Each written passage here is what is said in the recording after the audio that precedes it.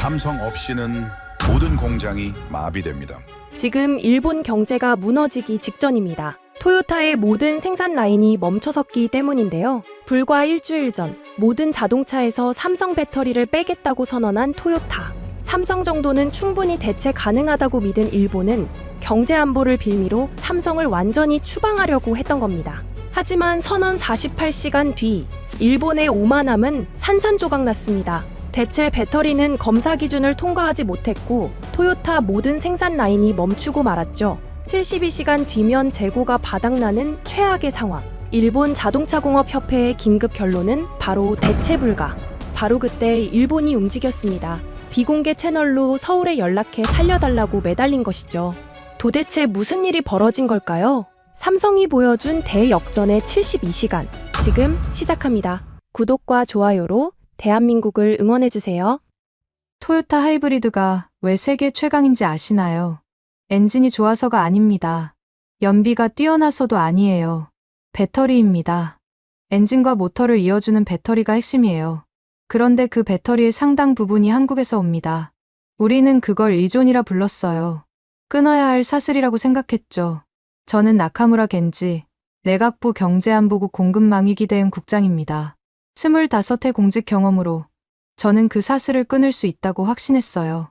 그게 얼마나 어리석은 확신이었는지 사흘 만에 깨달았습니다. 2025년 11월 27일이었어요. 경제산업성 대회의실에 업계 임원들이 모였습니다. 가와사키 심의관이 단상에 섰죠. 그의 목소리는 확신에 차 있었어요. 석 달입니다. 석 달 안에 한국 배터리 의존도를 제로로 만들겠습니다. 박수가 터졌어요. 환호하는 사람도 있었습니다. 저는 뒷자리에서 그 광경을 지켜봤어요. 뿌듯했습니다. 경제안보라는 이름 아래 우리가 추진해 온 방향이 드디어 결실을 맺는 느낌이었거든요. 가와사키가 배포한 일정표에는 단계별 전환 계획이 빼곡했어요. 첫 달에 대체 업체 선정, 둘째 달에 시험 가동, 셋째 달에 완전 전환. 깔끔한 그림이었습니다. 저는 그 표를 보면서 고개를 끄덕였어요. 이 정도면 충분하다고 생각했거든요. 회의가 끝난 뒤 가와사키가 제게 다가왔습니다. 그는 만족스러운 표정이었어요. 나카무라 국장, 반응이 좋습니다. 업계도 환영하고 있어요. 저도 웃으며 대답했죠. 수고하셨습니다. 일정대로만 가면 문제 없겠네요. 가와사키는 자신 있게 말했어요. 대체 업체들한테 이미 연락이 갔습니다. 다음 주면 샘플이 들어올 겁니다.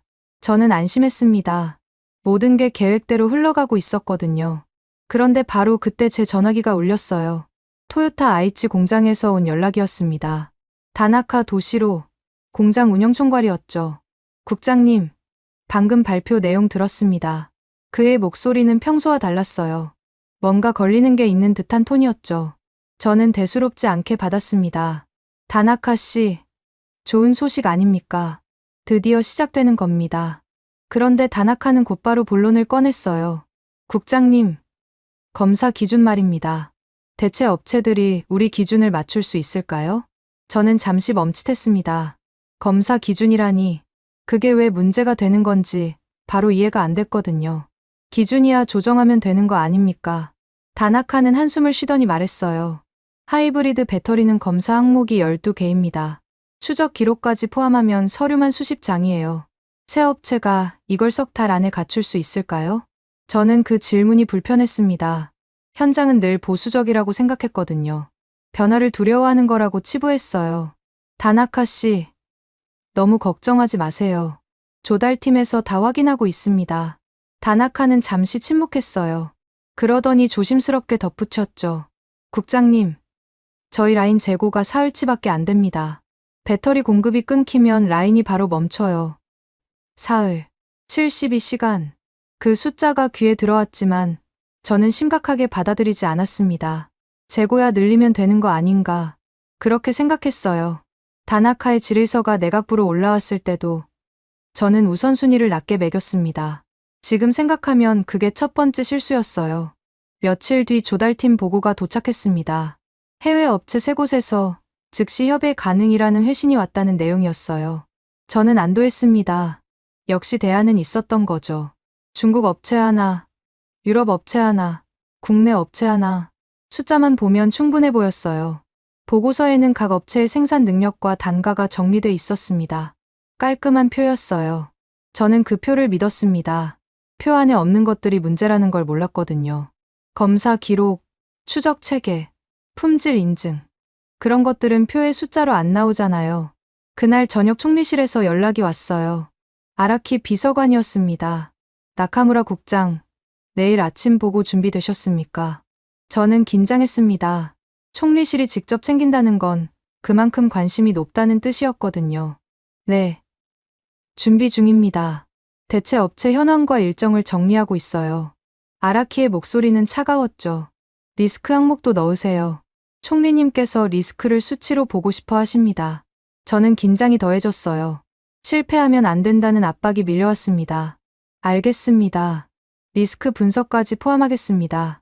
전화를 끊고 저는 밤새 팀원들과 자료를 정리했습니다. 대체 가능성, 일정 준수율, 비용 변동폭, 숫자들을 늘어놓았어요. 그런데 이상하게도 검사 기준 충족 여부라는 항목은 보고서에 들어가지 않았습니다. 팀원 한 명이 물었어요. 국장님, 검사 기준 쪽은 어떻게 할까요? 저는 잠시 고민했습니다. 다나카가 했던 말이 떠올랐거든요. 그런데 확인이 안 된 걸 넣을 수는 없었어요. 아직 확인 안 됐으니까 빼자. 나중에 추가하면 되지. 그게 두 번째 실수였습니다. 확인 안 된 건 없는 게 아니라 가장 먼저 확인했어야 하는 거였어요. 다음 날 언론 브리핑 자료가 돌았습니다. 경제 독립이라는 단어가 제목에 박혀 있었어요. 기자들은 열광했습니다. 드디어 한국 의존에서 벗어난다는 기사가 쏟아졌죠. 저는 그 기사들을 보면서 묘한 불안을 느꼈어요. 너무 빠르다는 생각이 들었거든요. 아직 시험도 안 했는데 벌써 성공한 것처럼 떠들고 있었습니다. 언론이 만들어낸 기대가 우리 발목을 잡을 수도 있겠다는 생각이 스쳤어요. 그런데 그 불안을 입 밖에 꺼내지는 않았습니다. 분위기를 깨고 싶지 않았거든요. 모두가 환호하는데 저 혼자 걱정을 늘어놓을 수는 없었어요. 그 무렵 토요타 내부에서 긴급 요청이 올라왔습니다. 대체 배터리 시험을 당장 시작해야 한다는 내용이었어요. 다나카가 보낸 문서였습니다. 그는 시험 없이 전환하면 라인이 멈출 수 있다고 적었어요. 저는 조급해졌습니다. 시험을 하면 시간이 걸리잖아요. 석 달 안에 끝내야 하는데 시험에 몇 줄을 쓸 수는 없었어요. 일정이 밀리면 총리실에 뭐라고 보고하나 그 생각이 먼저 들었습니다. 저는 병행하라고 지시했어요. 전환 준비와 시험을 동시에 하라고요. 현장에서 무리라고 했지만 저는 밀어붙였습니다. 지금 생각하면 무모한 판단이었어요. 그날 오후 도쿄증권거래소에서 연락이 왔습니다. 리스크 담당 스즈키였어요. 국장님, 잠깐 말씀드릴 게 있습니다. 저는 바쁜 척 대답했죠. 짧게 하세요. 지금 보고서 마무리 중입니다. 스즈키는 조심스럽게 말했어요. 관련 종목들이 움직이기 시작했습니다. 변동성이 커질 수 있어요. 저는 대수롭지 않게 들었습니다. 주가야 오르락내리락 하는 거 아닙니까? 정책이 발표되면 늘 그렇잖아요. 스즈키는 잠시 망설이더니 덧붙였어요. 이번엔 좀 다릅니다. 토요타 협력사 쪽에서 매도가 나오고 있어요. 내부자들이 불안해하는 것 같습니다. 저는 그 말을 흘려들었어요. 시장은 늘 과민 반응을 한다고 치부했거든요. 사전 경고 고맙습니다. 참고하겠습니다. 그게 세 번째 실수였습니다. 현장도 시장도 모두 같은 신호를 보내고 있었는데 저는 듣지 않았어요. 회의실을 나서면서 저는 창밖을 봤습니다. 도쿄 시내가 한눈에 들어왔어요. 저는 스스로에게 물었죠. 정말 석 달 안에 될까? 다나카의 목소리가 귓가에 맴돌았습니다. 12개 검사 항목, 사흘치 재고. 그런데 저는 그 질문을 곧바로 지워버렸어요. 안 될 리가 없다고 생각했거든요. 우리가 일본 아닌가? 세계 최고의 제조업 강국 아닌가?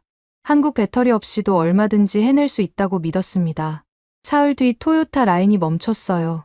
제가 무시했던 모든 경고들이 현실이 됐습니다. 다나카의 질문, 스즈키의 경고, 그 모든 것들이요. 저는 그제야 깨달았어요. 우리가 끊으려 했던 건 사슬이 아니었습니다. 우리 자신의 심장을 뛰게 하는 혈관이었어요. 발표 다음 날이었습니다. 경제산업성에서 공식 브리핑 자료가 배포됐어요. 첫 페이지에 굵은 글씨로 박혀 있었죠. 90일 내 전환 완료. 석 달이라는 말이 이제 공식 문서에 찍힌 겁니다. 저는 그 자료를 받아들고 잠시 멈췄어요. 어제까지는 목표였는데 오늘부터는 기한이 됐거든요. 목표는 조정할 수 있지만 기한은 다릅니다. 지키지 못하면 실패해요. 저는 그 무게를 느꼈습니다. 가와사키 심의관이 브리핑을 주도했어요. 그는 기자들 앞에서 자신 있게 말했죠. 90일입니다. 이 기간 안에 한국 배터리 의존도를 제로로 만들겠습니다. 대체 공급선은 이미 확보됐고 업계도 적극 협조하고 있습니다. 기자들이 손을 들었어요. 질문이 쏟아졌죠. 현실적으로 가능합니까? 토요타 측 반응은 어떻습니까? 가와사키는 여유롭게 대답했습니다. 충분히 가능합니다. 일본 제조업의 저력을 보여드리겠습니다. 저는 브리핑장 뒤에서 그 장면을 지켜봤어요. 뿌듯하면서도 불안했습니다. 가와사키의 자신감이 어디서 나오는 건지 궁금했거든요. 대체 업체들한테서 샘플도 안 들어왔는데 벌써 확보됐다고 말하고 있었어요. 저는 속으로 생각했습니다. 저 자신감이 근거가 있는 건가? 아니면 그냥 분위기에 휩쓸린 건가? 브리핑이 끝난 뒤 제 사무실로 문서 하나가 도착했습니다. 일본 자동차공업협회, 그러니까 JAMA에서 온 거였어요. 보낸 사람은 미야자키 사치코, 리콜 및 안전 분석관이었죠. 저는 그 이름을 처음 들었습니다. 문서 제목이 눈에 들어왔어요. 급속 전환 시 리콜 위험 분석. 저는 펼쳐봤습니다. 첫 페이지부터 불편한 내용이었어요. 미야자키는 과거 사례를 정리해뒀더군요. 배터리 공급선을 급하게 바꿨다가 리콜로 이어진 케이스들이요. 미국에서 있었던 일, 유럽에서 있었던 일, 숫자도 있었어요. 리콜 비용, 소송 금액, 브랜드 신뢰도 하락폭. 저는 읽으면서 미간을 찌푸렸습니다. 왜 이런 걸 지금 보내는 거지? 타이밍이 안 좋다고 생각했어요. 문서 마지막에 미야자키의 의견이 적혀 있었습니다. 90일 전환은 기술적으로 가능하나 검사 기준을 유지할 경우 현실적으로 불가능합니다. 기준을 낮추면 리콜 위험이 급상승합니다. 저는 그 문장을 2번 읽었어요. 기준을 유지하면 불가능하고 기준을 낮추면 위험하다.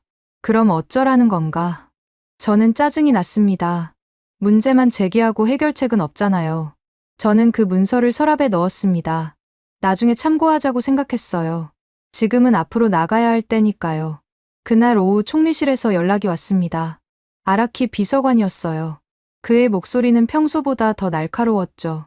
나카무라 국장, 총리실 경제안보회의에서 결정이 났습니다. 저는 긴장했어요. 어떤 결정입니까? 핵심 부품 해외 의존을 국가 리스크로 공식 분류했습니다. 배터리도 포함됩니다. 저는 잠시 말을 잃었어요. 국가 리스크라는 건 최상위 우선순위라는 뜻이거든요. 이제 이 프로젝트는 실패가 허용되지 않는 겁니다. 아라키가 덧붙였어요. 그리고 하나 더 전합니다. 총리님께서 라인 스톱을 최악의 시나리오로 보고 계십니다. 어떤 일이 있어도 라인은 멈추면 안 됩니다. 저는 대답했죠. 알겠습니다. 최선을 다하겠습니다. 전화를 끊고 저는 의자에 깊이 앉았습니다. 라인 스톱은 안 된다. 그런데 90일 안에 전환도 해야 한다. 2가지를 동시에 하라는 건데 현장에서는 둘 다 어렵다고 하고 있었어요. 저는 머리가 복잡해졌습니다. 어느 쪽을 우선해야 하는 건가? 그런데 답은 이미 정해져 있었어요. 총리실이 말한 대로 해야 하는 거였죠. 다음 날 아침 다나카한테서 보고가 올라왔습니다. 토요타 아이치 공장 현황이었어요. 저는 펼쳐보자마자 한숨이 나왔습니다. 검사 공정 변경에 필요한 인력이 부족하다는 내용이었거든요. 다나카는 이렇게 적었어요. 현재 검사 인력으로는 새 배터리 적용 시험과 기존 라인 운영을 병행할 수 없습니다. 추가 인력 배치 또는 일정 조정이 필요합니다. 저는 그 보고서를 들고 가와사키에게 갔습니다. 그는 제 말을 듣더니 손을 저었어요. 나카무라 국장, 현장은 늘 그런 식입니다. 안 된다고 하면서 결국 해내요. 밀어붙이면 됩니다. 저는 반문했죠. 그런데 인력이 진짜 부족하면 어떻게 합니까? 가와사키는 단호하게 말했어요. 그건 토요타가 알아서 할 일입니다. 우리는 기한만 지키면 돼요. 90일. 이건 움직이지 않습니다. 저는 더 이상 말하지 않았습니다. 가와사키의 태도가 완강했거든요. 그는 이미 결정된 일이라고 생각하고 있었어요. 논의의 여지가 없었죠. 저는 사무실로 돌아오면서 생각했습니다. 현장이 정말 해낼 수 있을까? 그런데 그 의문을 입 밖에 꺼내지는 못했어요. 그날 오후 조달팀에서 좋은 소식이 왔습니다. 해외 업체 3곳과 샘플 테스트 일정이 잡혔다는 거였어요. 중국 업체가 다음 주, 유럽 업체가 그 다음 주, 국내 업체가 월말. 저는 안도했습니다. 드디어 구체적인 진전이 있는 거였거든요. 팀장이 보고하면서 말했어요. 샘플이 들어오면 바로 시험에 들어갑니다. 문제 없을 겁니다. 저는 고개를 끄덕였어요. 잘 됐네요.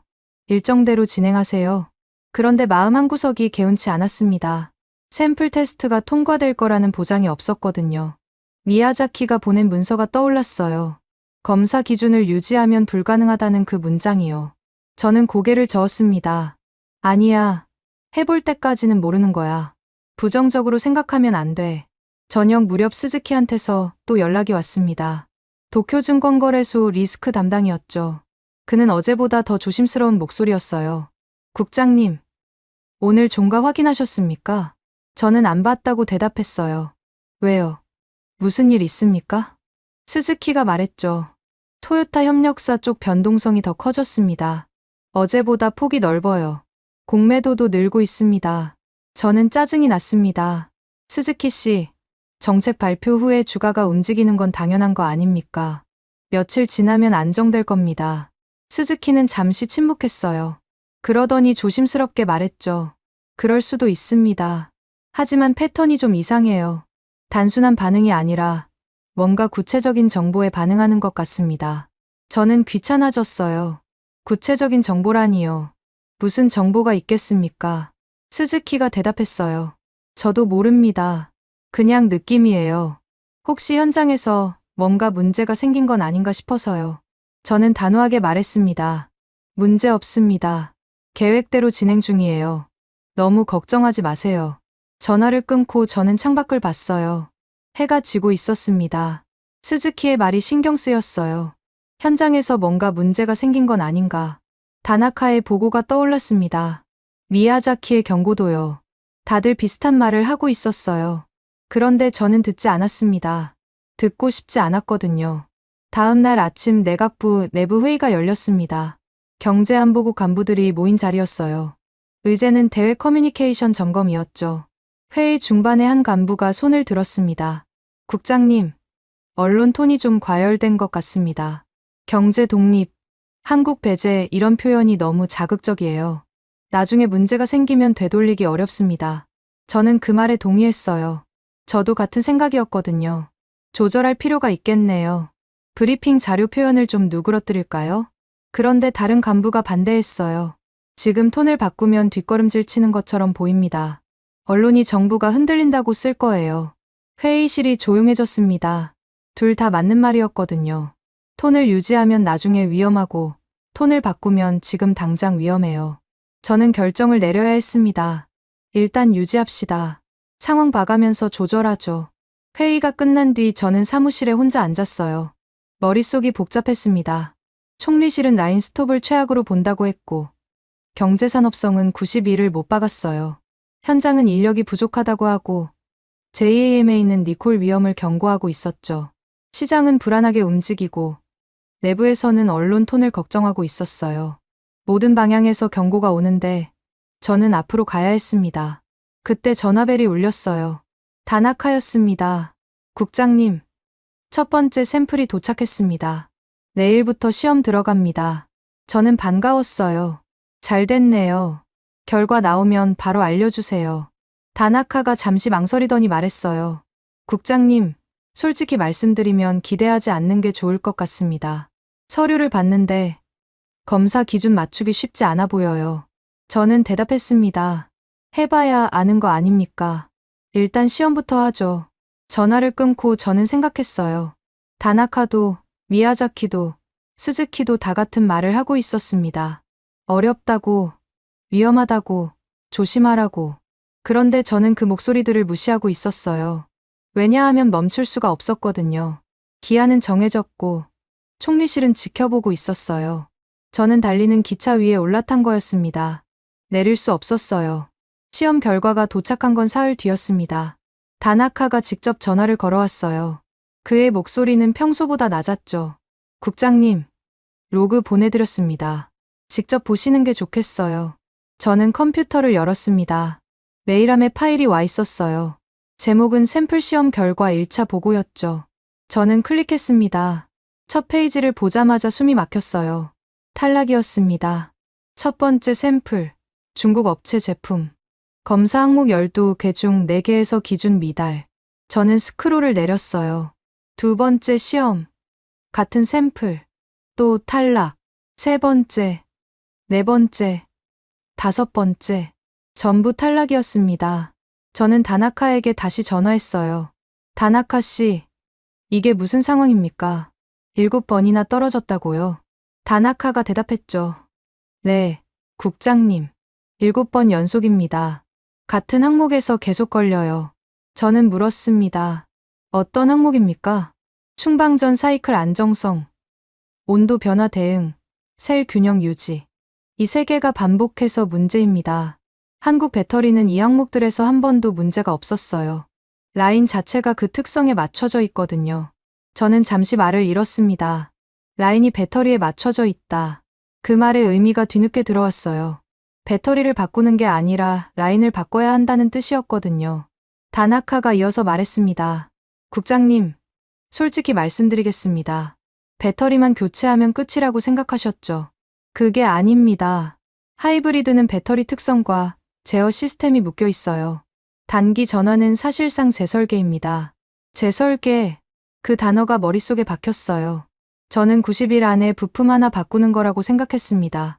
그런데 현장에서는 공장 전체를 다시 짜야 한다고 말하고 있었어요. 저는 당황했습니다.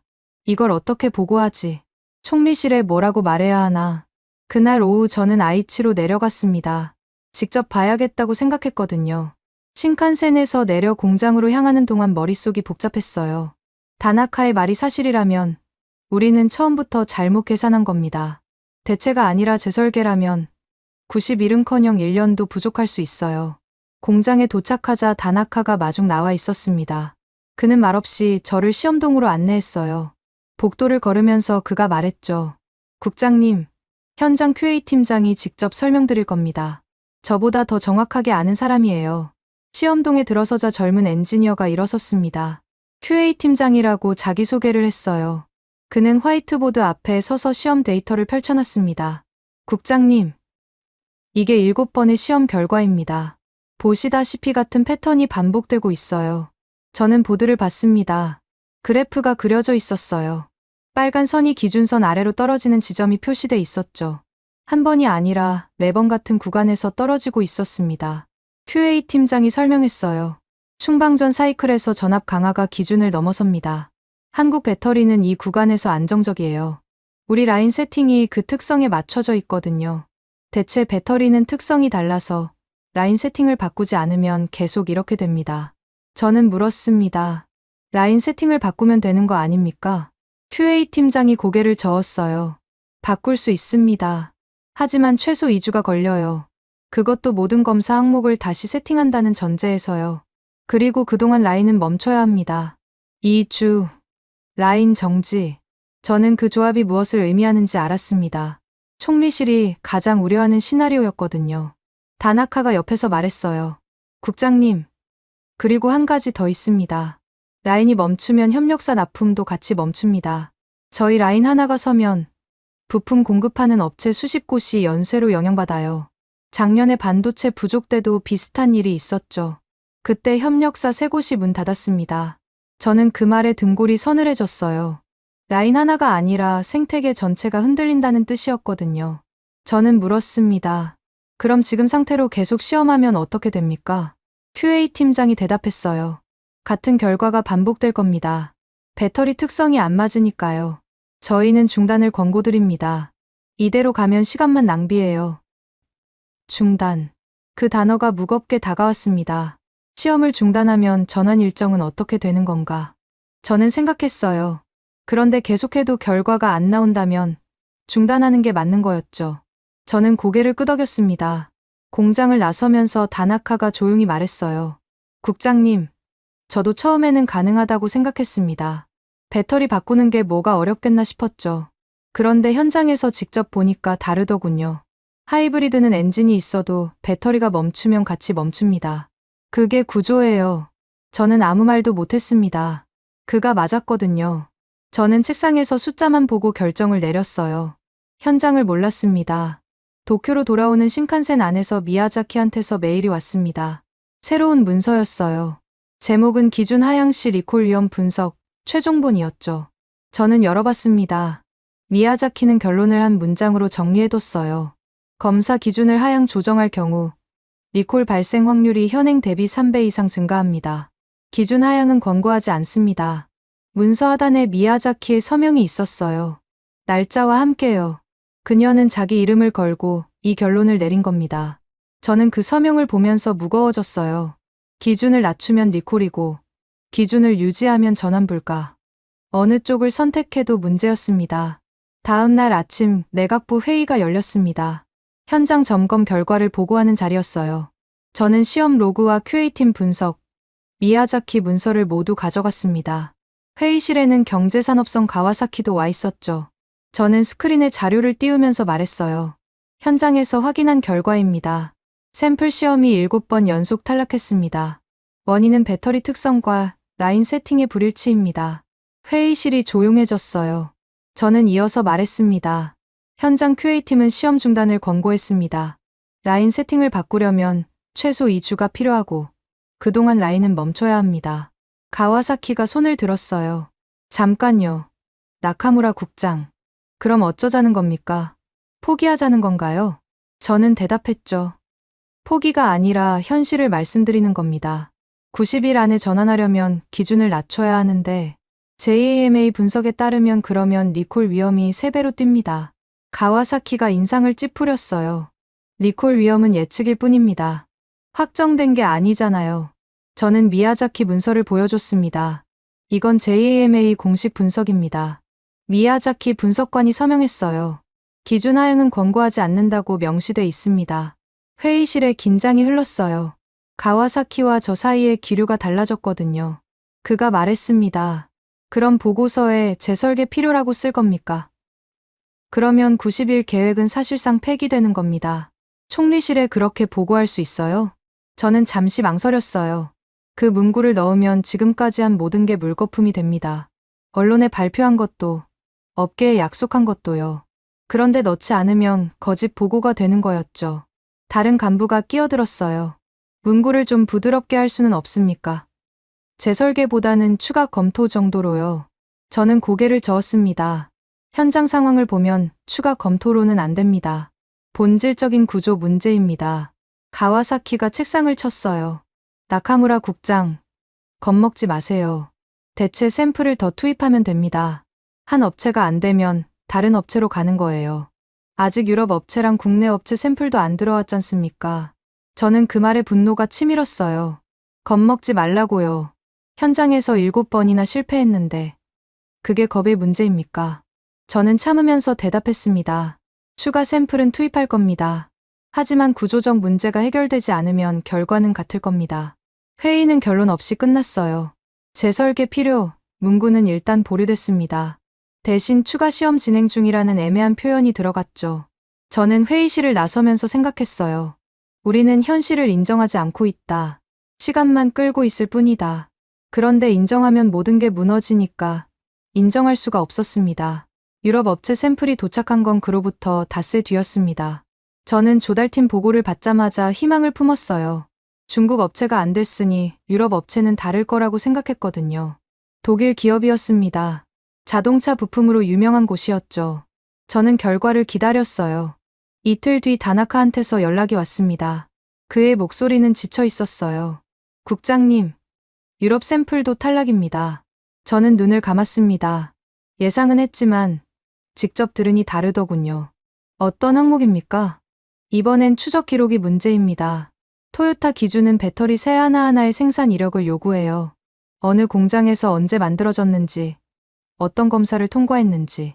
유럽 업체는 그 수준의 기록을 제출하지 못했습니다. 저는 물었어요. 기록을 만들면 되는 거 아닙니까? 다나카가 한숨을 쉬었습니다. 만들 수는 있죠.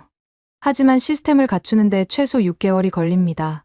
지금 당장은 불가능해요. 6개월. 90일이 아니라 6개월. 저는 그 숫자에 머리가 멍해졌어요.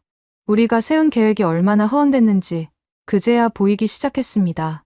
그날 오후 조달팀 긴급 보고가 올라왔습니다. 저는 회의실에서 팀장의 설명을 들었어요. 그의 얼굴은 창백했습니다. 국장님, 새 업체 모두에게 즉시 납품 가능 여부를 재확인했습니다. 결과는 전부 불가입니다. 저는 믿을 수가 없었어요. 세 곳 다요? 처음에는 협의 가능이라고 했잖습니까? 팀장이 고개를 숙였습니다. 협의는 가능했습니다. 하지만 토요타 검사 기준을 제시하니까 태도가 바뀌었어요. 12개 검사 항목, 추적 기록 체계, 품질 인증 서류. 이걸 90일 안에 갖출 수 있는 업체가 없습니다. 저는 그 자리에서 한참 말을 잇지 못했어요. 처음에 받았던 그 깔끔한 표가 떠올랐습니다. 생산 능력, 단가, 협의 가능 여부. 숫자는 다 있었는데 정작 중요한 건 없었어요. 검사 기준을 맞출 수 있느냐? 그 질문에 대한 답이 없었던 겁니다. 회의실을 나서는데 전화가 울렸습니다. 가와사키였어요. 그의 목소리는 여전히 강경했죠. 나카무라 국장, 내일 경제산업성에서 긴급회의 엽니다. 검사 항목 조정 안건을 상정할 겁니다. 저는 멈칫했어요. 검사 항목 조정이라니요. 무슨 말씀입니까?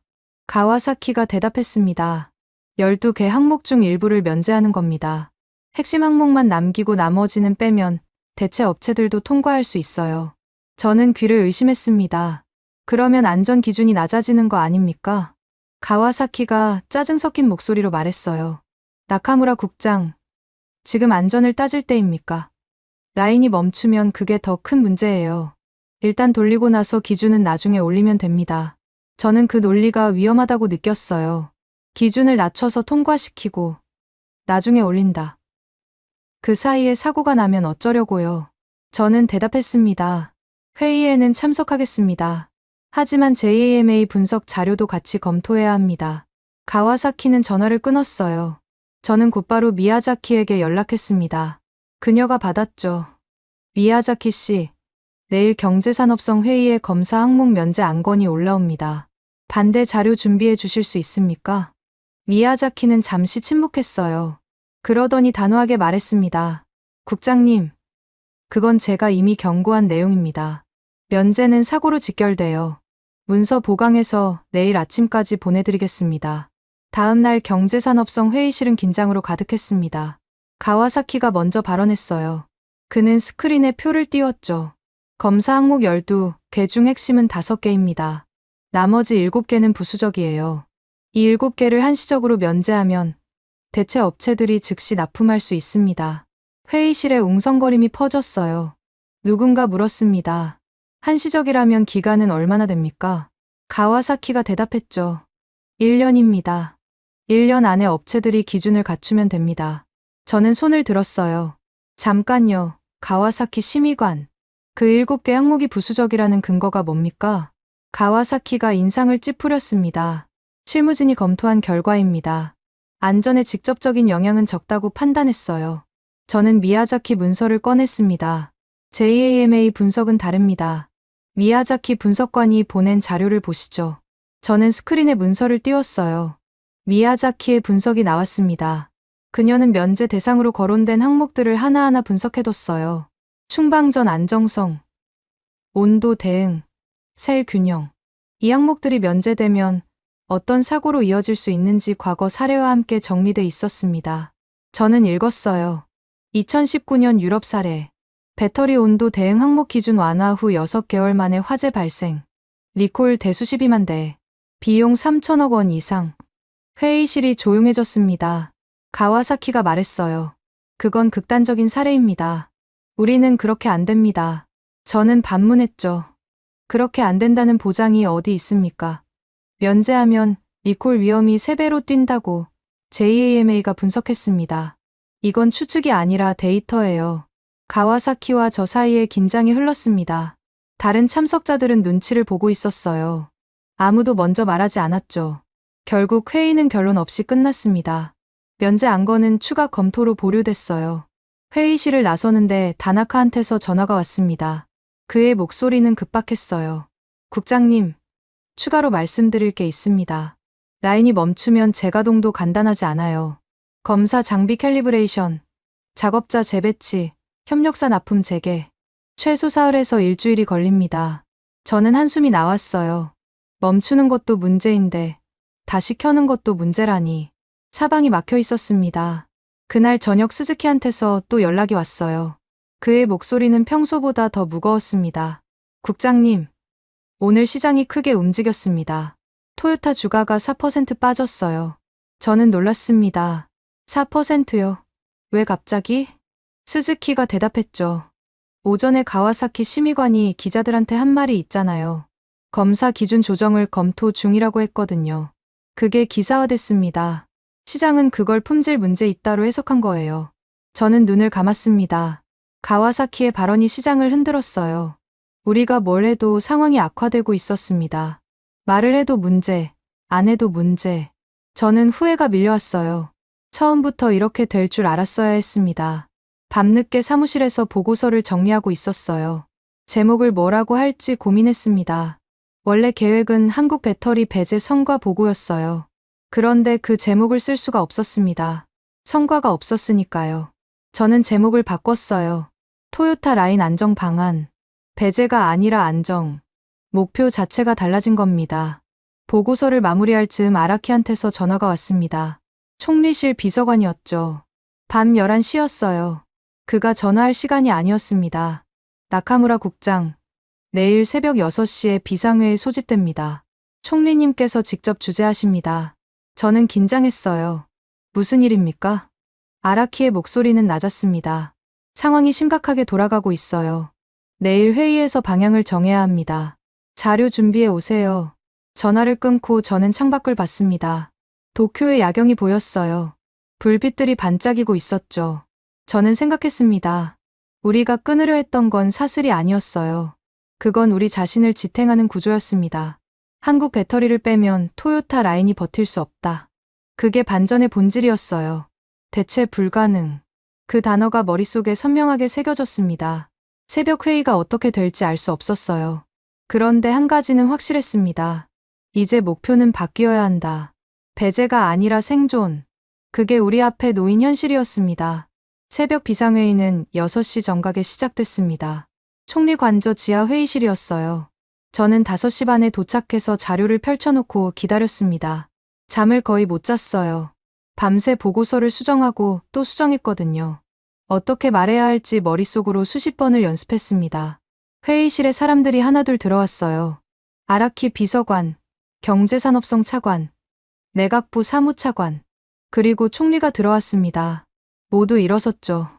총리는 자리에 앉으며 말했어요. 앉으세요. 시간이 없습니다. 그 한마디에 회의실 공기가 바뀌었어요. 저는 긴장이 극에 달했습니다. 아라키가 먼저 상황을 정리했죠. 현재 토요타 아이치 공장 하이브리드 라인 상황입니다. 대체 배터리 시험이 연속 실패했고 기존 재고가 바닥나고 있습니다. 현장 추정으로는 가용 재고가 72시간 미만입니다. 총리가 물었어요. 72시간이면 사흘이네. 사흘 안에 뭘 할 수 있습니까? 아라키가 저를 쳐다봤습니다. 제 차례였어요. 저는 일어서서 말했습니다. 총리님, 현재 상황을 말씀드리겠습니다. 대체 업체 3곳 모두 즉시 납품이 불가능합니다. 검사 기준을 충족하지 못하기 때문입니다. 기준을 낮추면 납품은 가능하지만 리콜 위험이 3배로 증가합니다. 총리의 눈이 날카로워졌어요. 그런 방법이 없다는 겁니까? 저는 대답하기 어려웠습니다. 방법이 없다고 말하면 무능한 거고 있다고 말하면 거짓말이니까요. 저는 솔직하게 말했어요. 단기적으로는 어렵습니다. 대체 전환에 최소 6개월 이상이 필요합니다. 회의실이 술렁였어요. 6개월. 그 숫자가 충격을 줬습니다. 총리가 책상을 두드렸죠. 6개월 동안 라인을 멈추란 말입니까? 그건 안 됩니다. 바로 그때 제 전화가 울렸어요. 회의 중에 전화가 오다니. 저는 끊으려다가 발신자를 받습니다. 다나카였어요. 이 시간에 다나카가 전화할 리가 없었습니다. 저는 급히 받았어요. 다나카 씨, 지금 회의 중입니다. 무슨 일입니까? 다나카의 목소리는 떨리고 있었어요. 국장님, 라인이 멈췄습니다. 저는 심장이 멈추는 것 같았습니다. 뭐라고요? 방금 전입니다. 배터리 재고가 바닥났어요. 라인 2개가 정지했습니다. 반조립 차량이 라인 위에 서 있어요. 저는 전화기를 든 채 굳어버렸습니다. 회의실에 있던 모두가 저를 쳐다봤어요. 총리가 물었죠. 무슨 일입니까? 저는 겨우 입을 열었습니다. 총리님, 방금 토요타 아이치 공장에서 연락이 왔습니다. 라인 2개가 정지했습니다. 회의실이 얼어붙었어요. 아무도 말을 하지 않았습니다. 총리의 얼굴이 굳어졌죠. 발표 후 48시간도 안 돼서 라인이 멈춘 겁니다.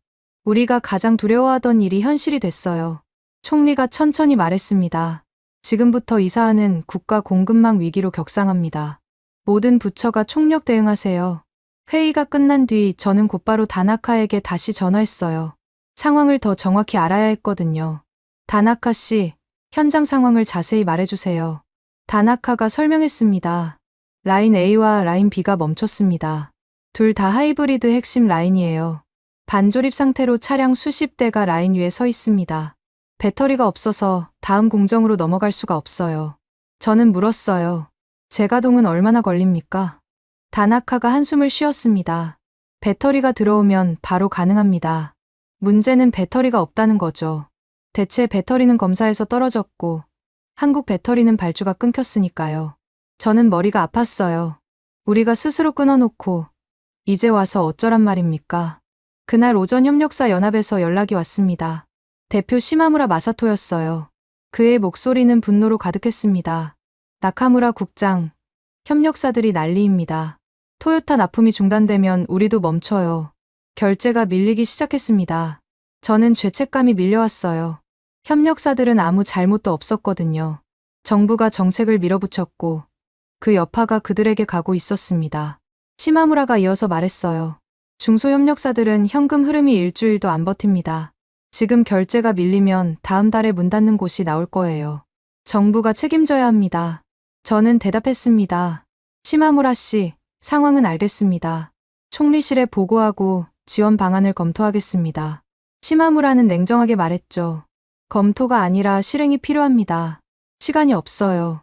전화를 끊고 저는 창밖을 봤습니다. 맑은 날이었어요. 그런데 제 마음은 폭풍 속에 있었습니다. 라인이 멈추고 협력사가 흔들리고 시장이 요동치고 있었어요. 전부 우리가 만든 일이었습니다. 오후에 스즈키한테서 긴급 연락이 왔어요. 그의 목소리는 다급했습니다. 국장님, 시장이 폭락하고 있습니다. 토요타 주가가 장중 8%까지 빠졌어요. 협력사 종목들은 더 심합니다. 거래소에서 변동성 경보를 발령했습니다. 저는 눈앞이 캄캄해졌어요. 8%요? 스즈키가 대답했습니다. 라인 정지 소식이 퍼졌어요. 외신도 보도하기 시작했습니다. 투자자들이 공포에 빠졌어요. 저는 전화를 끊고 뉴스를 켰습니다. 외신 헤드라인이 보였어요. 토요타 하이브리드 라인 정지, 일본 정부 정책 실패. 그 제목을 보는 순간 얼굴이 화끈거렸습니다. 세계가 우리의 실패를 지켜보고 있었어요. 그날 저녁 긴급 회의가 다시 소집됐습니다. 이번에는 가와사키도 참석했어요. 그는 여전히 강경한 태도였습니다. 발표 기조를 유지해야 합니다. 여기서 물러서면 정부가 흔들린다는 신호를 주는 겁니다. 저는 참을 수가 없었어요. 가와사키 심의관, 라인이 이미 멈췄습니다. 기조를 유지해서 뭘 어쩌겠습니까? 현실을 인정해야 합니다. 가와사키가 언성을 높였어요. 그럼 포기하자는 겁니까? 한국한테 다시 손 벌리자고요? 그 말에 회의실이 조용해졌습니다. 한국한테 손 벌린다. 그게 우리 앞에 놓인 선택지였어요. 아무도 그 말을 먼저 꺼내지 않았는데 가와사키가 꺼낸 거였죠. 역설적이게도요. 아라키가 입을 열었습니다. 일단 해외 공급처에 긴급 전환 요청을 보냅시다. 공식적으로요. 유럽, 중국, 국내 업체 전부에게요. 저는 알고 있었어요. 그건 시간 끌기라는 거요. 이미 새 업체 모두 즉시 납품 불가라고 했거든요. 그런데 형식은 갖춰야 했습니다. 나중에 모든 방법을 시도했다고 말하려면요. 회의가 끝난 뒤 미야자키한테서 문서가 도착했어요. 제목은 기준 하향 금지 재확인이었습니다.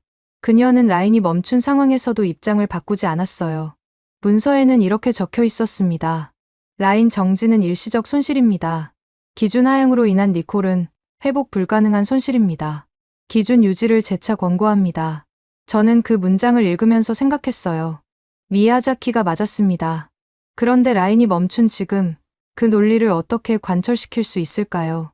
현장은 당장 재가동을 원하고 있었어요. 밤늦게 혼자 사무실에 남아 있었습니다. 책상 위에는 서류가 쌓여 있었어요. 대체 업체 리스트, 시험 실패 로그, 협력사 지원 요청서, 전부 해결책이 없는 문제들이었습니다. 저는 한참 동안 앉아 있다가 결심했어요. 한국이었습니다. 답은 거기에 있었어요. 우리가 끊으려 했던 그곳에. 저는 내각부 내부 시스템에 접속해서 새로운 과제를 등록했습니다. 한국 접촉 루트 탐색. 과제명을 입력하는 손이 떨렸어요. 이건 굴욕이었습니다. 우리가 배제하겠다고 선언한 지 일주일도 안 돼서 다시 손을 내밀어야 하다니요. 그런데 선택의 여지가 없었어요. 라인이 멈춘 지금 체면을 챙길 때가 아니었습니다. 협력사 수십 곳이 흔들리고 수만 명의 일자리가 위태로웠어요. 저는 등록 버튼을 눌렀습니다.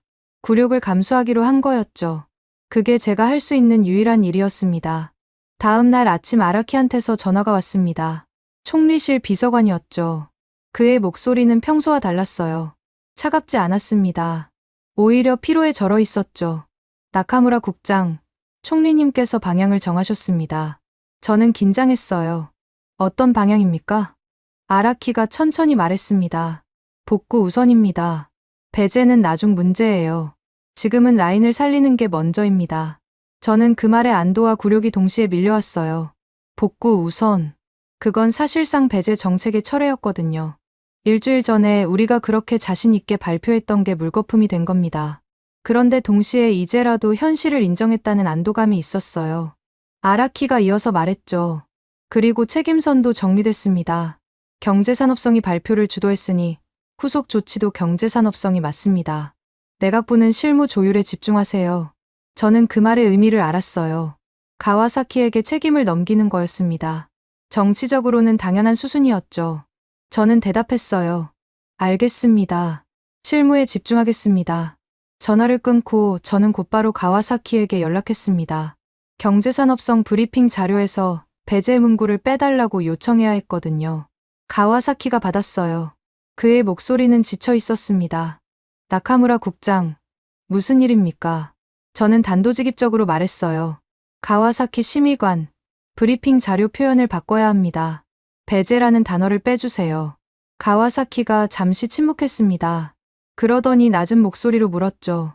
총리실 지시입니까? 네. 복구 우선으로 방향이 바뀌었습니다. 가와사키는 한숨을 쉬었어요. 알겠습니다. 오늘 오후 브리핑부터 바꾸겠습니다. 저는 전화를 끊으면서 생각했어요. 가와사키도 알고 있었던 거였습니다. 이미 게임이 끝났다는 거요. 그는 저항하지 않았어요. 저항할 명분이 없었으니까요. 그날 오전 조달팀에서 최종 회신이 도착했습니다.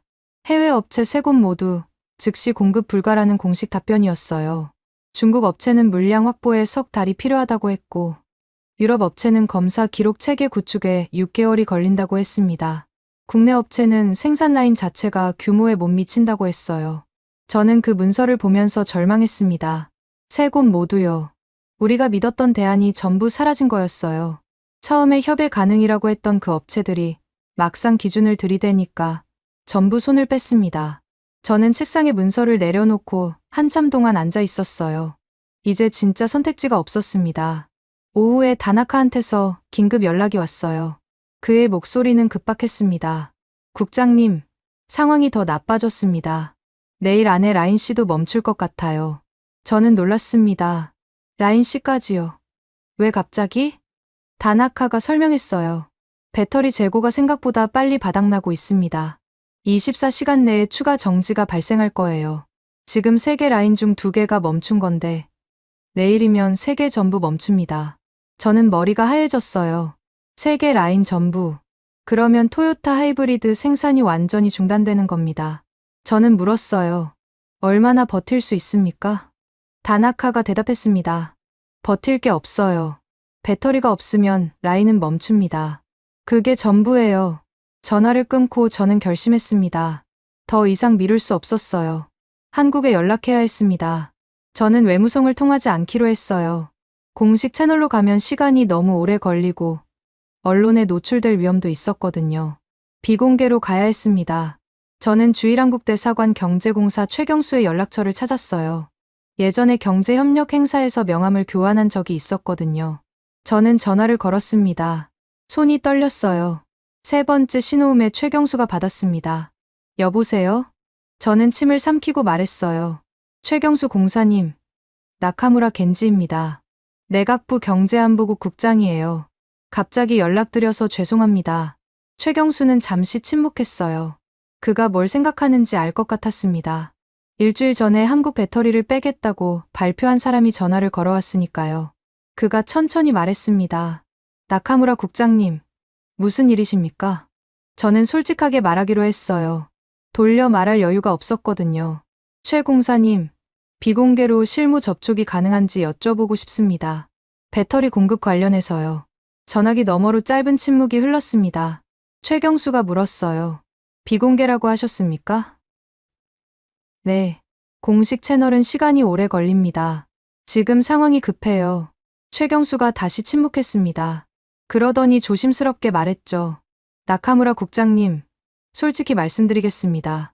일주일 전에 일본 정부가 뭐라고 발표했는지 저도 알고 있어요. 한국 배터리를 빼겠다고 하셨잖아요. 그런데 이제 와서 접촉을 원하신다? 저는 얼굴이 화끈거렸습니다. 그가 맞았어요. 우리가 먼저 끊겠다고 해놓고 이제 손을 내밀고 있었으니까요. 저는 대답했어요. 최 공사님 말씀이 맞습니다.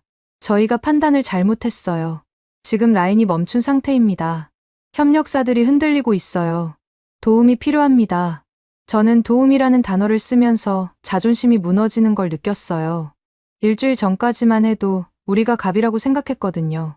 고객이 갑이니까 공급처는 언제든 바꿀 수 있다고 믿었습니다. 그런데 지금 저는 전화기를 붙들고 도움을 요청하고 있었어요. 최경수가 한숨을 쉬었습니다. 나카무라 국장님, 저도 입장이 있어요. 일본 정부가 공식적으로 배제를 발표했는데 제가 비공개로 접촉하면 나중에 문제가 될 수 있습니다. 저는 조급해졌어요. 최 공사님, 공식 발표와 별개로 실무 차원에서 논의할 수 있지 않겠습니까? 양쪽 다 조용히 처리하는 게 좋지 않을까요? 최경수가 잠시 생각하더니 말했습니다. 제가 서울에 확인해 보겠습니다. 내일까지 연락드릴게요. 그런데 한 가지는 분명히 해두겠습니다. 뭡니까? 한국 측이 접촉에 응한다고 해도 조건이 있을 겁니다. 기준을 낮춰달라거나 예외를 요구하시면 안 됩니다. 한국 배터리가 돌아가려면 한국 기준대로 해야 해요. 저는 그 말에 할 말을 잃었어요. 기준대로, 우리가 바꾸려고 했던 그 기준을 그대로 수용하라는 거였습니다. 저는 대답했어요. 알겠습니다. 기준은 건드리지 않겠습니다. 전화를 끊고 저는 미야자키에게 연락했습니다. 그녀가 받았어요.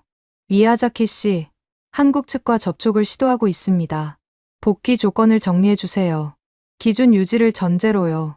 미야자키는 바로 대답했습니다. 국장님, 기준 유지가 전제라면 가능합니다. 검사 항목 12개 전부 유지, 추적 기록 체계 준수, 재발 방지 책임 명시. 이 세 가지가 핵심이에요. 저는 메모했어요. 12개 항목, 추적 기록, 재발 방지. 단순한 조건 같지만 우리 입장에서는 무거운 수용이었습니다. 우리가 바꾸려고 했던 모든 것을 그대로 받아들이는 거니까요. 저녁 무렵 내각부 내부 회의를 열었습니다. 한국 접촉 준비를 위한 자리였어요. 저는 팀원들에게 말했습니다. 사과 표현은 나중 문제입니다. 지금은 절차와 기록에 집중하세요. 한국 측이 요구할 조건을 미리 정리해서 대응안을 만들어야 해요. 한 팀원이 물었어요. 사과 없이 협상이 되겠습니까? 저는 대답했습니다. 사과는 말로 하는 게 아닙니다. 기준을 수용하는 게 사과예요. 그게 우리가 할 수 있는 최선입니다. 회의가 끝난 뒤 저는 창밖을 봤어요. 해가 지고 있었습니다. 저는 생각했어요. 일주일 전 우리는 한국을 끊겠다고 선언했습니다. 고객이 갑이니까 공급처는 언제든 바꿀 수 있다고 믿었죠. 그런데 지금 우리는 그 공급처에 손을 내밀고 있었어요. 요구가 아니라 애원이었습니다. 전략이 완전히 뒤집힌 겁니다. 우리가 조건을 거는 게 아니라 우리가 조건을 받아들여야 했어요. 갑과 을이 바뀐 거였죠. 그런데 이상하게도 저는 분노보다 안도를 느꼈습니다. 이제라도 현실을 인정했으니까요. 체면을 지키려다 라인을 잃는 것보다 체면을 버리고 라인을 살리는 게 나았어요. 그게 제가 배운 교훈이었습니다. 최경수한테서 연락이 온 건 다음 날 오전이었습니다. 저는 전화를 받자마자 긴장했어요. 한국 측 답변이 어떻게 나올지 알 수 없었거든요. 나카무라 국장님, 서울에서 회신이 왔습니다. 저는 숨을 죽였어요. 어떻게 됐습니까? 최경수가 천천히 말했습니다. 실무 접촉에 응하겠다고 합니다.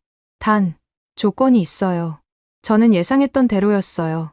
어떤 조건입니까? 삼성 SDI 글로벌 품질 총괄 박기철 상무가 직접 기준을 설명하겠다고 합니다. 그 자리에서 일본 측이 기준 수용 여부를 확인해야 해요. 예외나 조정 요청은 받지 않겠다고 합니다. 저는 그 말에 잠시 멈췄어요. 예외 없음, 조정 없음. 한국 측은 처음부터 선을 긋고 들어오는 거였습니다. 저는 대답했어요. 알겠습니다. 그 조건으로 진행하겠습니다. 전화를 끊고 저는 아라키에게 보고했습니다. 총리실 승인이 필요했거든요. 아라키는 잠시 생각하더니 말했어요. 박기철이라 삼성 SDI에서 30년 넘게 품질 업무를 맡은 사람이죠. 업계에서는 전설적인 인물이라고 들었습니다. 저는 몰랐어요. 그 이름을 처음 들었거든요. 아라키가 이어서 말했습니다. 협상이라기보다는 시험에 가까울 겁니다. 박기철이 기준을 설명하고 우리가 수용하느냐 마느냐. 그게 전부예요. 저는 고개를 끄덕였어요. 시험. 그 표현이 정확했습니다. 우리가 협상 테이블에 앉는 게 아니라 심사를 받으러 가는 거였어요. 그날 오후 비공개 화상 회의가 열렸습니다. 도쿄 내각부 회의실과 서울을 연결했어요. 화면에 박기철의 얼굴이 나타났습니다. 60대 초반으로 보였어요. 흰머리가 섞인 단정한 모습이었죠. 그의 눈빛은 차분했지만 단단했습니다.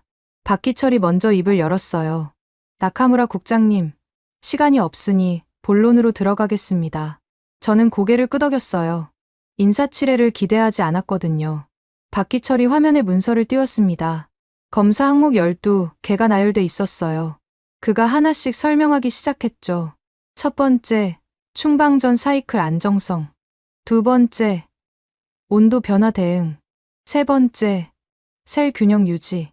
그는 각 항목이 왜 필요한지, 어떤 기준으로 측정하는지 정확하게 설명했어요. 기술적인 내용이었지만 명확했습니다. 저는 들으면서 깨달았어요. 이 사람은 30년 동안 이 일만 해온 거구나. 한 항목 한 항목이 그의 경험에서 나온 거였습니다. 설명이 끝난 뒤 박기철이 말했어요. 이 12개 항목은 협상 대상이 아닙니다. 하나라도 면제하면 출하 논의 자체가 불가능해요. 저는 물었습니다. 박 상무님, 일부 항목을 한시적으로 유예할 수는 없습니까? 라인이 지금 멈춰 있어서. 박기철이 제 말을 잘랐어요. 국장님, 한 가지 분명히 해두겠습니다. 그의 목소리는 높아지지 않았어요. 오히려 더 낮아졌죠. 그런데 그 낮은 목소리가 더 무겁게 느껴졌습니다. 기준은 우리가 만든 게 아닙니다. 30년 동안 사고가 날 때마다, 리콜이 터질 때마다 한 줄씩 추가된 겁니다. 이 기준 하나하나에 사람들의 안전이 걸려 있어요. 제가 임의로 빼줄 수 있는 게 아닙니다. 저는 할 말을 잃었어요. 그가 맞았거든요. 기준은 협상 대상이 아니었습니다. 우리가 수용하거나 아니면 포기하거나 둘 중 하나였어요. 박기철이 이어서 말했습니다. 그리고 추적 기록 체계도 마찬가지입니다. 배터리 셀 하나하나의 생산 이력, 검사 기록, 출하 승인. 이 서류가 없으면 문제가 생겼을 때 원인을 추적할 수가 없어요. 나중에 사고가 나면 누가 책임집니까? 저는 고개를 숙였습니다. 책임. 그 단어가 가슴에 박혔어요. 우리는 기준을 낮춰서 빨리 돌리려고 했는데 그게 결국 책임 회피였던 거죠. 문제가 생기면 누군가 다치고 누군가 책임져야 하는데 우리는 그 부분을 외면하고 있었어요. 회의가 끝난 뒤 저는 아라키에게 보고했습니다. 박기철 상무가 예외 없음을 못 박았습니다. 기준 전체를 수용해야 합니다. 아라키가 물었어요. 수용하면 출하가 재개됩니까? 단계적으로 가능합니다. 24시간 내에 1차 물량이 나올 수 있다고 했어요. 단, 검사 완료 확인 절차를 거쳐야 합니다. 아라키는 잠시 생각했습니다. 서울에 직접 가야겠네요. 협상단을 구성합시다. 저는 놀랐어요. 직접 가신다고요? 아라키가 고개를 끄덕였습니다. 총리님께서 직접 지시하셨어요. 이건 실무 협의가 아니라 의지 표명입니다. 서울에 가서 기준 수용 의사를 직접 전달해야 해요. 그날 저녁 미야자키한테서 문서가 도착했습니다. 제목은 단기 대체 불가, 최종 보고서였어요. JAMA 공식 문서였습니다. 미야자키가 서명한 결론이 적혀 있었죠. 현 시점에서 한국 배터리를 대체할 수 있는 공급선은 존재하지 않음. 대체 전환에는 최소 2년 이상이 소요될 것으로 추정됨. 단기 대체 불가를 공식 결론으로 확정함. 저는 그 문장을 읽으면서 체념이 밀려왔어요. 2년, 90일이 아니라 2년이었습니다. 우리가 얼마나 현실을 모르고 있었는지 이제야 문서로 확정된 거였어요. 저는 미야자키에게 전화했습니다. 미야자키 씨, 보고서 받았습니다. 총리실에 이대로 올리겠습니다. 미야자키가 대답했어요. 국장님, 한 가지 더 말씀드릴 게 있습니다. 이 결론이 나오기까지 현장에서 많은 분들이 고생하셨어요. 다나카 총괄님이 밤새 데이터를 정리해서 보내주셨거든요. 저는 다나카 생각이 났어요. 처음부터 경고했던 사람이었죠. 검사 기준, 라인 특성, 재고 한계. 그가 했던 말들이 전부 맞았습니다. 저는 그때 듣지 않았어요. 다음 날 아침 다나카한테서 연락이 왔습니다. 그의 목소리는 지쳐 있었어요. 국장님, 현장 상황 보고 드립니다. 작업자들 대기 전환이 시작됐습니다. 라인이 멈추니까 할 일이 없어요. 협력사 납품도 120곳이 지연 상태입니다. 120곳. 저는 그 숫자에 가슴이 무거워졌어요. 라인 하나 멈추는 게 이렇게 많은 사람들에게 영향을 주는 거였습니다. 다나카가 이어서 말했어요. 국장님, 솔직히 말씀드리면 현장에서는 분노가 많습니다. 정부가 정책을 밀어붙여서 이렇게 됐다고 생각하거든요. 그런데 지금은 그런 거 따질 때가 아니에요. 일단 라인을 살려야 합니다. 저는 그 말에 죄책감이 밀려왔어요. 정부가 만든 위기였습니다. 저도 그 결정에 참여했고요. 저는 대답했어요. 다나카 씨, 서울 협상이 진행 중입니다. 곧 결과가 나올 겁니다. 다나카가 물었어요. 한국 측이 응하겠습니까? 저는 솔직하게 말했습니다. 기준을 전부 수용하면 응하겠다고 했어요. 예외 없이요. 다나카가 한숨을 쉬었어요. 그렇군요. 결국 처음부터 그렇게 했어야 하는 거였네요. 저는 아무 말도 못했습니다. 그가 맞았거든요.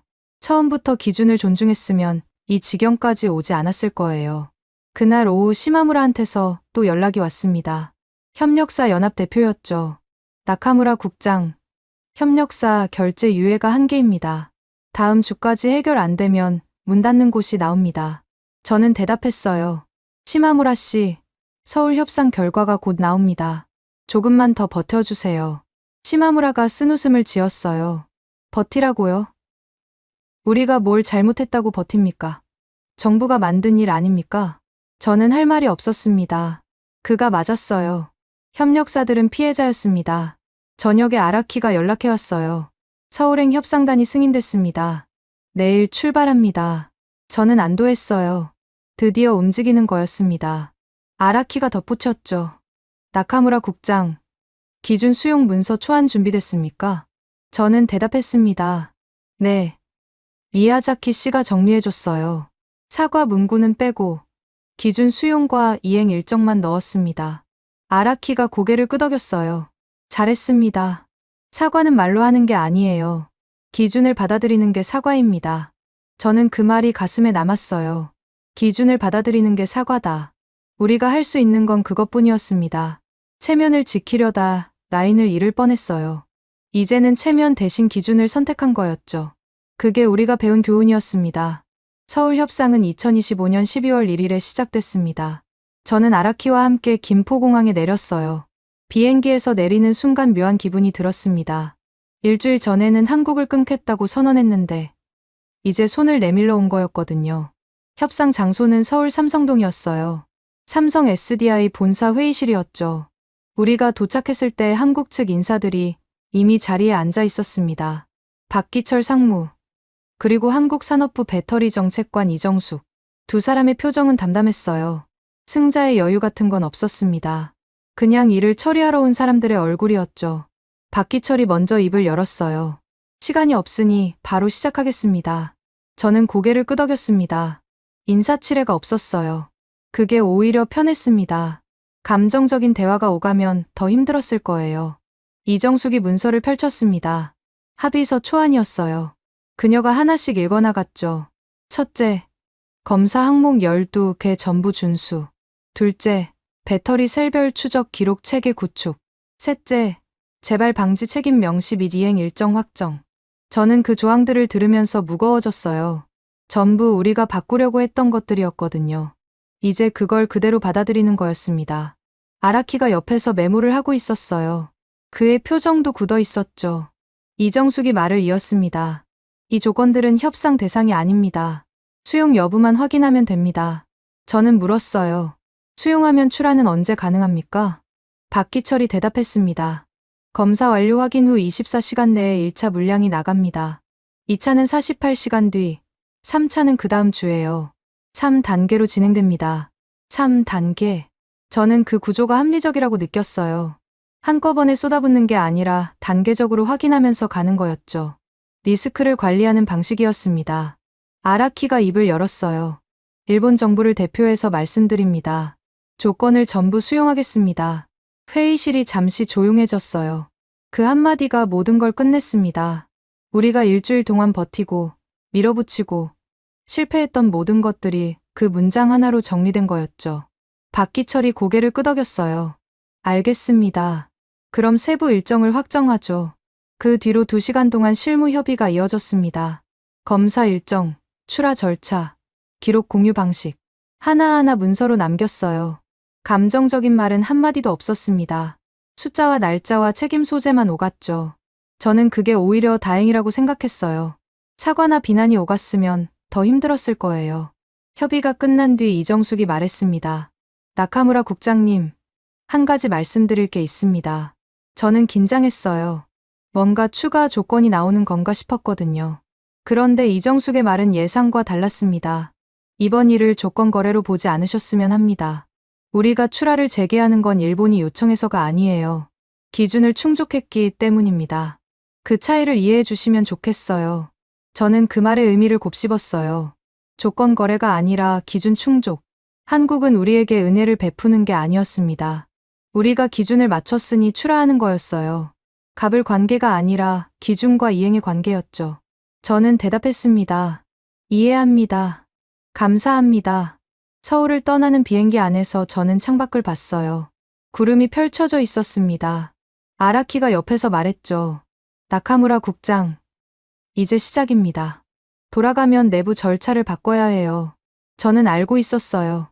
합의서에 서명한 건 끝이 아니라 시작이었습니다. 기록 공유 시스템을 구축하고 검사 절차를 정비하고 협력사들과 조율해야 했어요. 일이 산더미였죠. 도쿄에 도착한 다음 날 박기철한테서 연락이 왔습니다. 1차 출하 물량 승인이 완료됐다는 소식이었어요. 저는 곧바로 다나카에게 전달했습니다. 다나카 씨, 배터리가 들어옵니다. 24시간 내에 도착해요. 다나카의 목소리가 떨렸어요. 정말입니까? 진짜 들어오는 겁니까? 네. 1차 물량이 오늘 출발했습니다. 다나카가 한숨을 내쉬었어요. 안도의 한숨이었죠. 국장님, 감사합니다. 현장에 전달하겠습니다. 이틀 뒤 다나카한테서 다시 연락이 왔습니다. 국장님, 라인 A가 재가동됐습니다. 저는 그 말에 눈을 감았어요. 재가동. 일주일 넘게 멈춰있던 라인이 다시 돌아가기 시작한 거였습니다. 저는 물었어요. 작업자들 상태는 어떻습니까? 다나카가 대답했죠. 다들 지쳐있지만 라인이 돌아가니까 표정이 밝아졌어요. 협력사들한테도 연락 갔습니다. 납품 재개한다고요. 저는 시마무라 생각이 났어요. 협력사 연합 대표였죠. 그에게도 연락해야 했습니다. 저는 전화를 걸었어요. 시마무라 씨, 라인이 재가동됐습니다. 납품도 순차적으로 재개될 거예요. 시마무라가 잠시 침묵했어요. 그러더니 말했습니다. 국장님, 솔직히 말씀드리면 아직 화가 풀리지 않았어요. 정부 때문에 이 고생을 했으니까요. 그런데 지금은 그런 거 따질 때가 아니죠. 일단 돌아가는 게 중요합니다. 저는 그 말에 고개를 숙였어요. 시마무라가 맞았거든요. 정부가 만든 위기였습니다. 협력사들은 피해자였고요. 저는 대답했어요. 시마무라 씨, 죄송합니다. 앞으로는 이런 일이 없도록 하겠습니다. 시마무라가 쓴웃음을 지었어요. 국장님, 말로 하지 마시고 시스템으로 보여주세요. 그게 진짜 사과입니다. 그 말이 가슴에 남았어요. 시스템으로 보여주라. 미야자키도 아라키도, 이정숙도 비슷한 말을 했었죠. 말이 아니라 기준으로, 문서로, 절차로 증명하라고요. 2026년 1월 6일 현재 토요타 하이브리드 라인은 정상 가동 중입니다. 3단계 출하가 모두 완료됐고 협력사 납품도 정상화됐어요. 내각부 최종 보고서에는 배제 대신 기준이라는 단어가 들어갔습니다. 한국 배터리를 빼겠다는 목표는 사라졌어요. 대신 한국 기준을 어떻게 맞출 것인가가 새로운 과제가 됐죠. 저는 책상 앞에 앉아서 창밖을 봅니다. 도쿄의 겨울 하늘이 보여요. 맑은 날입니다. 저는 생각해요. 일주일 전 우리는 한국을 끊으면 자유로워질 거라고 믿었습니다. 고객이 갑이니까 공급처는 언제든 바꿀 수 있다고 자신했죠. 그런데 현실은 달랐어요. 우리가 끊으려 했던 건 사슬이 아니었습니다. 그건 우리 자신을 지탱하는 구조였어요. 기준은 협상 대상이 아니었습니다. 30년 동안 사고가 날 때마다, 문제가 터질 때마다 한 줄씩 추가된 거였어요. 박기철이 했던 말이 떠올랐습니다. 기준 하나하나에 사람들의 안전이 걸려 있다고요. 그걸 임의로 빼달라고 한 건 우리의 오만이었습니다. 이제 저는 압니다. 한국을 끊는 시대는 끝났어요.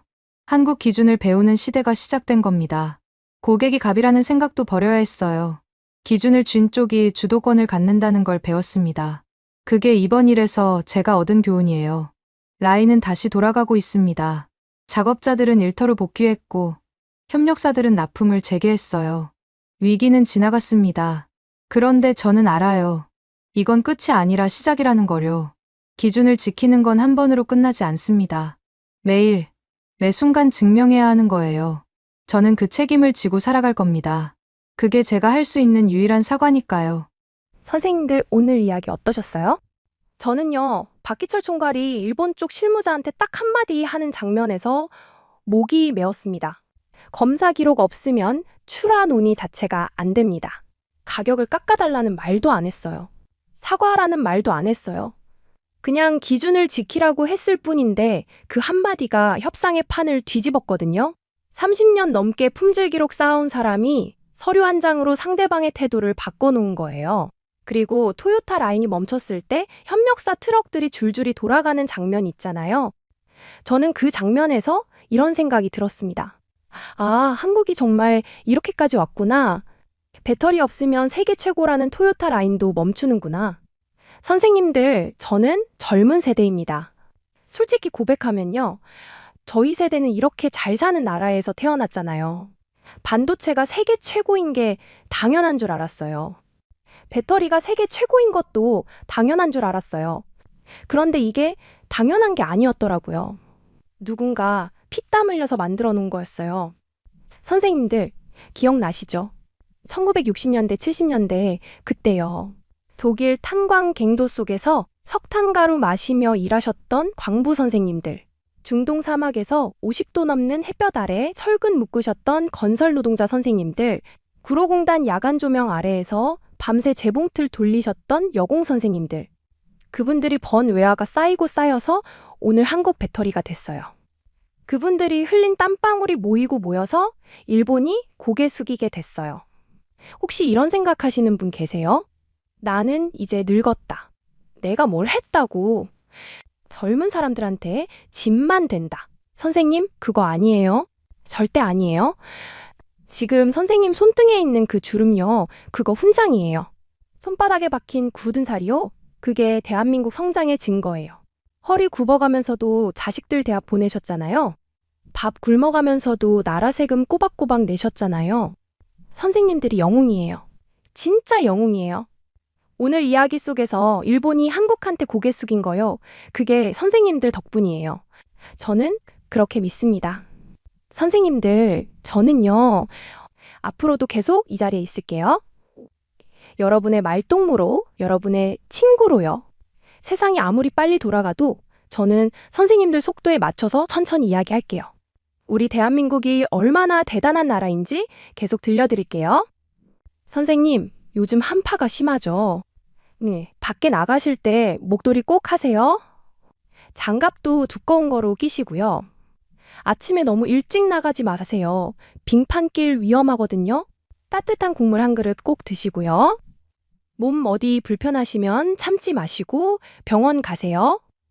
선생님들 건강하셔야 저도 계속 이야기 들려드릴 수 있잖아요. 오늘 이야기 들으시면서요. 한 번쯤 거울 보세요. 거기 비친 분이요. 대한민국을 만든 사람이에요.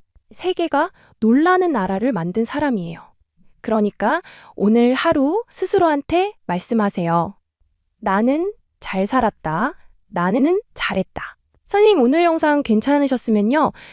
구독 버튼 한번 눌러주세요. 돈 드는 거 아니에요. 좋아요 버튼도 한번 눌러주시고요. 댓글도 한 줄 남겨주시면 좋겠어요. 로그인 복잡하시면 안 하셔도 돼요. 독수리 타법이어도 괜찮아요. 오타, 나도 괜찮아요. 선생님 목소리 듣고 싶어서 그래요. 지금까지 여러분의 영원한 말동무, 감동을 더하다였습니다. 세계를 놀라게 한 대한민국 다음 영상에서도 계속됩니다.